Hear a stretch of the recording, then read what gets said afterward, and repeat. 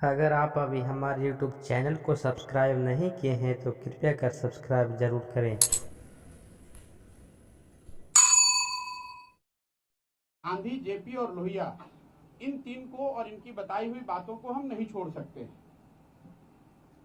मेरे मन में ये जो दुविधा रही है कि आप जब पूरे बिहार में गांधी जी के बताए हुए बातों को लेकर शिलापट लगवा रहे हैं, यहाँ के बच्चों को गांधी के विचारों से अवगत करा रहे हैं, उस समय में गोडसे के साथ खड़े हुए लोग या गोडसे की विचारधारा को सहमति देने वाले लोग उनके साथ भी कैसे खड़े हो सकते हैं?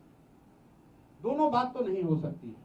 इसमें कोई गुरेज नहीं है। अगर आप भाजपा के साथ रहना चाहते हैं, हमें उससे कोई दिक्कत नहीं है, लेकिन दोनों बात नहीं होनी चाहिए। इस बात को लेकर मेरे और नीतीश जी में लगातार विचार चलता रहा है। उनकी अपनी सोच है, मेरी अपनी सोच है। तो पहला जो हम लोगों के बीच के मतभेद का विषय रहा है वो ये रहा है कि गांधी और गोडसे दोनों साथ में हम लोग नहीं चल सकते हैं। पार्टी के लीडर के तौर पर, पार्टी के तौर पर आपको ये बताना पड़ेगा कि हम लोग किस साइड। मेरे लिए नीतीश कुमार, 2014 के नीतीश कुमार, धूल धूसरित, चुनाव हारे हुए 2 MP के नेता, उनका ज्यादा सम्मान है। बिहार की वो शान थे। आज 16 MP लेकर जब वो किसी गुजरात के लीडर उनको बताते हैं कि आप ही लीडर बने रहिएगा, मेरे लिए वो बहुत अच्छी बात नहीं। इन दो बातों को लेकर मेरा और नीतीश जी से आपस में मतभेद भी रहा है, आचार विचार भी हमारा चलता रहा है। मैं नीतीश जी के साथ था तब भी ये मानता था कि बिहार में विकास नीतीश जी के राज में हुआ है, इसमें कहीं कोई दो मत नहीं है। मैं नीतीश जी के साथ आज नहीं हूं, इसलिए ये कह दूं कि बिहार में विकास नहीं हुआ है, ये गलत होगा। 15 साल में बिहार में खूब विकास हुआ है, लेकिन उस विकास की गति और उस विकास के आयाम ऐसे नहीं रहे हैं जिससे बिहार की स्थिति आमूल चूल तरीके से। झारखंड को छोड़ दें तो बिहार आज भी देश का सबसे निचले स्तर का स्टेट है। कहने का मतलब ये कि आपने साइकिल बांटी, पोशाक बांटी, लेकिन अच्छी शिक्षा नहीं दे पाए 15 साल में। एक बड़ा नीतीश कुमार जी का जो योगदान है कि बिहार में घर घर बिजली आ गई, मैं मानता हूं, और इसके लिए नीतीश कुमार जी का साधुवाद भी होना चाहिए कि हर घर में बिजली पहुंची है पिछले 10 साल में। लेकिन आपको यह भी बताना चाहता हूं कि हाउस होल्ड लेवल पे बिहार में इलेक्ट्रिसिटी कंजम्पशन में देश का सबसे पिछड़ा राज्य बिहार है। जो देश में इलेक्ट्रिसिटी का कंजम्पशन है हाउस होल्ड लेवल पे, एक परिवार जो इलेक्ट्रिसिटी कंज्यूम करता है वो देश में 900 किलोवाट के आसपास होता है और बिहार में वो 202 किलोवाट है।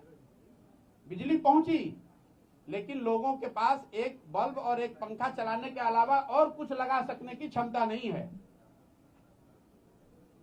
आपने सड़कें बनवाई, लेकिन यहां गरीबी इतनी है कि लोगों जो व्हीकल है, लोगों के पास गाड़ी खरीदकर उन सड़कों का उपयोग करने की क्षमता नहीं बनाई। बिहार में व्हीकल ओनरशिप देश के मुकाबले 1/4 है।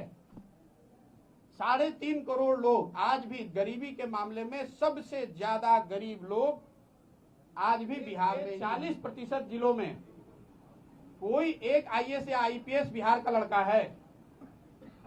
इंजीनियरिंग कॉलेजेस में सबसे ज्यादा अगर एक राज्य के कहीं लड़के पढ़ रहे हैं तो वो बिहार के लड़के हैं, जो बिहार को अगले 10 साल में टॉप 10 राज्य में देखना चाहते हैं। जो थक गए इस बात को सुन सुन के कि लालू जी के राज में ये नहीं था, हमने ये चीज कर दिया। अरे भाई, सुन लिया कि लालू जी के राज में चिकित्सा व्यवस्था नहीं थी, आपने शुरू कर दी, लेकिन वो चिकित्सा व्यवस्था ऐसी नहीं हुई है कि हम लोग को दिल्ली ना जाना पड़े। उस चिकित्सा व्यवस्था के रहते हुए चमकी बुखार से 150 लोग मर जाते हैं, आपको पता ही नहीं चलता है। पटना 4 दिन बाढ़ की पानी में डूबा रहा, आपको पता ही नहीं है। कितने दिन तक ये बात कहते रहिएगा कि लालू जी के टाइम में 6 बजे पटना बंद हो जाता था, आज 10 बजे तक पटना खुला रहता है।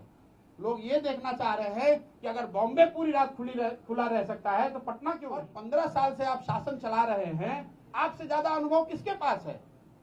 आप आगे आइए। मैं फिर से आपके माध्यम से नीतीश जी को बोल रहा हूं, आप आगे आइए। किसी पॉलिटिकल कंपल्सन की समीकरण की जरूरत नहीं। भाई, नीतीश जी का घर मेरा ही घर है, वापसी की क्या बात है? आपको तो मालूम है, हम तो आप हमसे जितनी बार मिले हैं तो नीतीश जी के घर पर मिले हैं कि कहीं दूसरी जगह मिले हैं? नीतीश जी के घर पर ही मिले हैं ना। हमारा तो घर ही है, तो घर वापसी की क्या बात है?